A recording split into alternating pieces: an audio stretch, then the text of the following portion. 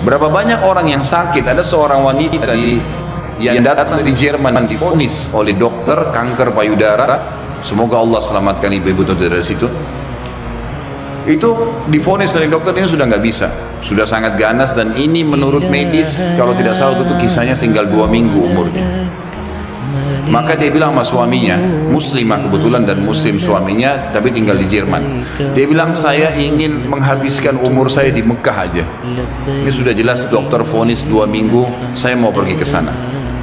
Suaminya ikutin, 3 hari urus visa, tiket segala, berangkat. Ringkas cerita, dari 14 hari waktu yang divonis oleh dokter, 3 hari sudah habis pengurusan visa dan proses berangkat sama 4 hari kurang lebih. Jadi sekarang tinggal 10 hari. Mulai dia masuk Masjid Haram setelah umrah, perempuan ini sudah nggak ada keinginan makan. Dia duduk nangis saja depan haram. Dia nangisnya sebenarnya itu bukan minta disembuhin. Dia percaya sama dokter. Dia cuma nangis dosanya yang pernah dia lakukan. Dia menyesal kurangnya ibadahnya. Setelah 4 hari berjalan dari 10 hari sisa, dan ini dia akan tinggalkan Mekah hari ke 6 hari dari setelah, jadi tinggal 2 hari lagi. Dia pun didatangi oleh salah satu marbot masjid, wanita muslimah pakai cadar. Di Masjid Haram memang ada petugas-petugas wanita ngatur saf pakai cadar, dekatin dia, tanya dalam bahasa Inggris, kamu siapa, cerita, kenalan lah. Kemudian diceritakanlah kisah dia. Si muslimah marbot masjid ini yang umurnya masih sangat muda tersenyum lalu berkata, wahai saudariku, kenapa kau begitu yakin dengan vonis dokter? Bukankah ada orang yang sehat juga mati? Bukankah juga ada orang yang sakit mati? Kalau ajal sudah datang, Allah SWT panggil pasti mati. Kamu ikhtiar apapun tetap sama. Tapi dalam agama kita dianjurkan ikhtiar. Coba di sini di Masjid Haram, selain doa yang kamu lakukan, kamu bisa minta disembuhkan. Ada air Zam-Zam yang dijanjikan oleh Nabi SAW, sebagaimana sabdanya, Zam-Zam liman syuribalah. Zam-Zam sesuai dengan niat orang yang meminumnya. Kenapa kau tidak coba minum Zam-Zam itu, berdoa sama Allah? Kata perempuan ini, saya seperti baru dapat air segar yang sudah dari dalam keadaan saya luar biasa hausnya, bingungnya, nggak tahu harus ambil langkah apa.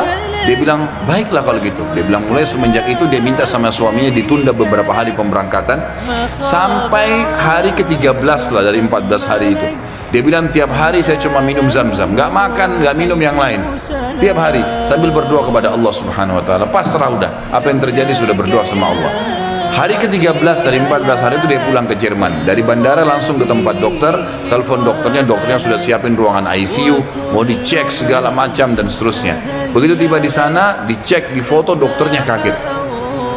Hilang semua, kanker itu hilang total, nggak ada sama sekali. Lalu kemudian dokternya didudukin dia sama suaminya, dia tanya, Anda ini selama 2 minggu kemana saja? Orang ini Nasrani Katolik dokternya, dan kebetulan dokter ini sudah lama mau masuk Islam. Hikmah-hikmah yang luar biasa terjadi. Maka dia mengatakan, dari mana Anda selama 2 minggu, berobat ke siapa, dokter siapa, obat apa yang diminum? Dia bilang tidak ada, kami seorang muslim dan kami berangkat ke Mekah, saya minum air Zam-Zam gitu kan. Dan saya berdoa sama Tuhan saya untuk disembuhkan. Kata dia, selamat, kanker ini belum pernah dalam sejarah dokter bisa sembuh, tapi ini hilang sama akar-akarnya gitu kan. Si perempuan tersebut menangis, suaminya menangis, bersyukur sama Allah. Yang anehnya, yang luar biasa pada saat itu, si dokter mengatakan, Bapak Ibu perlu tahu, dikeluarin Quran terjemahan dalam bahasa Jerman dari lacinya. Dia bilang, saya sudah pelajari Islam 10 tahun. Saya ingin mencari sesuatu yang menyentuh hati saya supaya saya mau ngandut Islam. Tapi belum ada sesuatu yang berat. Tapi kejadian ini karena bidangnya dia tahu, dia spesialis kanker payudara. Dia mengatakan ini ya sudah cukup membuat saya syahadat. Maka dia syahadat lagi. Maka kita bisa lihat bagaimana keyakinan yang sedang kita bahas ini bukan main-main. Ini cuma contoh sebagian kecil ya. Terlalu banyak contoh yang seperti ini, terlalu banyak keajaiban-keajaiban yang luar biasa. Mudah-mudahan pada saat terlintas kisah apa saya akan sebutkan nanti. Tapi seperti itulah ya, yang bagian kecil daripada rububiyah yang sedang kita bahas.